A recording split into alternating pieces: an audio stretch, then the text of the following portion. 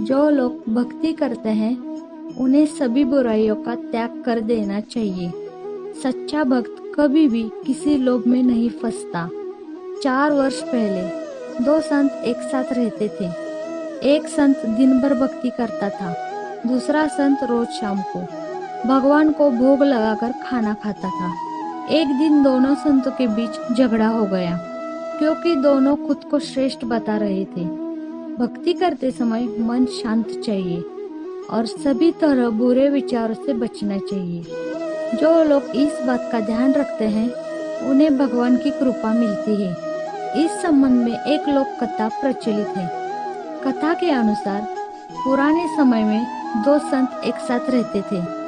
दोनों की भक्ति का तरीका अलग अलग था।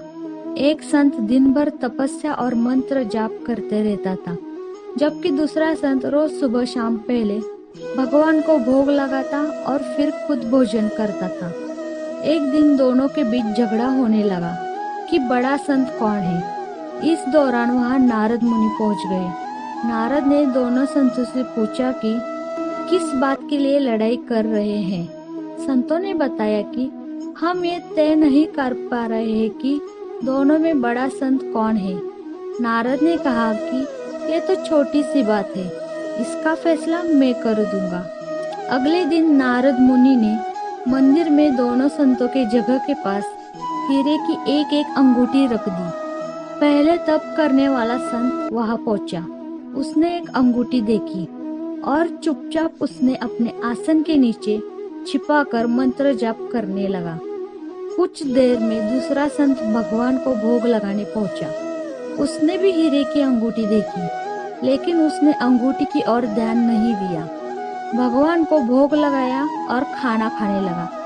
उसने अंगूठी नहीं उठाई। उसके मन में लालच नहीं जागा, क्योंकि उसे भरोसा था कि भगवान रोज उसके लिए खाने की व्यवस्था जरूर करेंगे। कुछ देर बाद वहां नारद जी आ गए। दोनों संतों ने पूछा कि आप बताइए, हम दोनों में बड़ा संत कौन है। नारद ने तपस्या करने वाले संत को खड़े होने के लिए कहा। जैसे ही वह संत खड़ा हुआ तो उसके आसन के नीचे छिपी हुई अंगूठी दिखाई दी गई। नारद मुनि ने उससे कहा कि तुम दोनों में भोग लगाकर खाने वाला संत बड़ा है। तपस्या करने वाले संत में चोरी करने की बुरी आदत है।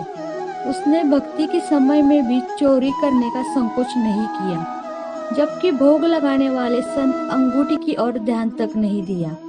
इस कारण वह बड़ा संत है।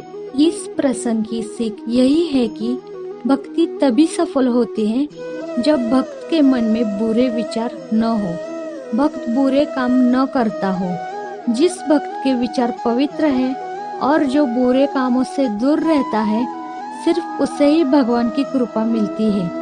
फिर मिलेंगे दोस्तों अगली वीडियो के साथ। तब तक के लिए अपना ख्याल रखना और हमेशा मुस्कुराते रहना।